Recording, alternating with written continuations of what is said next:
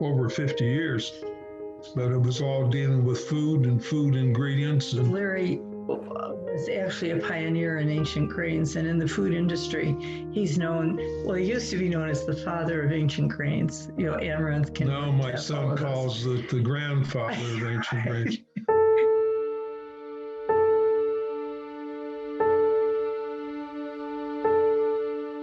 They still don't know whether it was my heart caused my kidney failure or because my kidneys were failing, it caused my heart to fail. Because his heart was increasingly losing its ability to pump the blood. I was getting a lot of backflow into my aortic side of my heart. So he was had extremely short breath.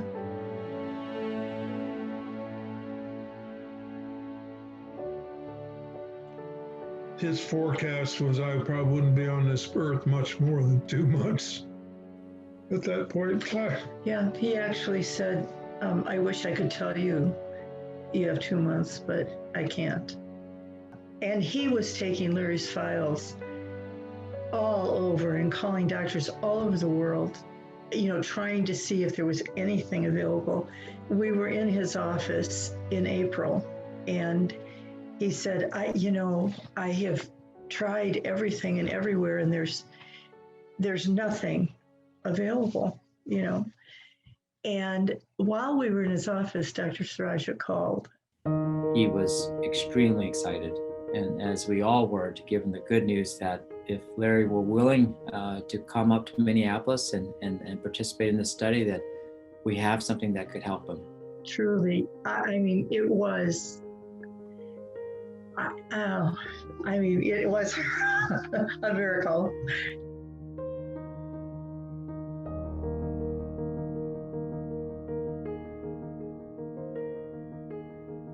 Dr. Goodwin graciously got the test done and then sent him to me, and I had him reviewed, and we thought Larry could be a great candidate for this new therapy, which was transcatheter mitral valve replacement. And this was with the Tendyne device. And at that time, we knew we had done just one case, and it was the first in the United States, the 7th in the world. And Larry, if he were to participate in the study, he would be the second patient ever in the United States to have received such therapy. Dr. Saraja was absolutely, we can see if he works, let's bring him in, I'll have Sarah set it all up, and we'll see. We can't promise you, because we can't promise individuals that they would qualify for something like this, but it was hope. It was just like everything fell into place, just in the nick of time, you know. When Dr. Saraja and Dr. Goodwin presented the little sliver of light through the wall, saying this is a way to escape through and bloom and see the sunshine,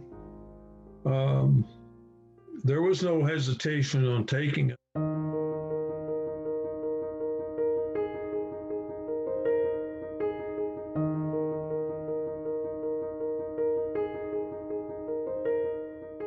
As in any therapy, we simply don't know what we don't know.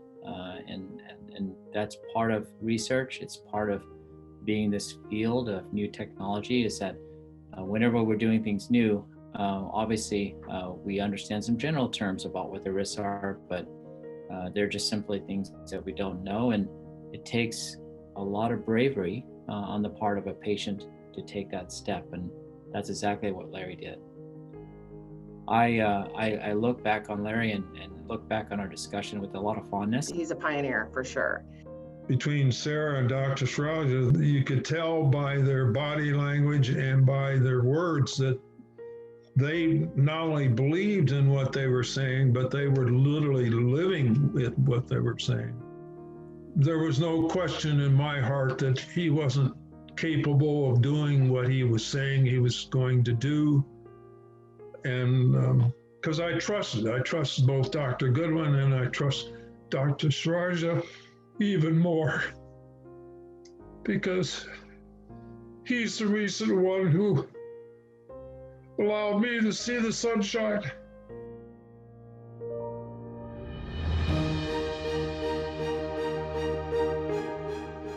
These patients are doing so well, and this study is doing so well, and the valve is doing well.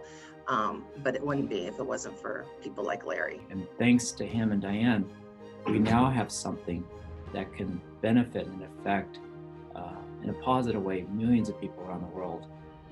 The therapy is now approved in Europe, and we're on the verge of having it approved here in the United States formally in its current phase of clinical trials. And it's all thanks to people like Larry and Diane.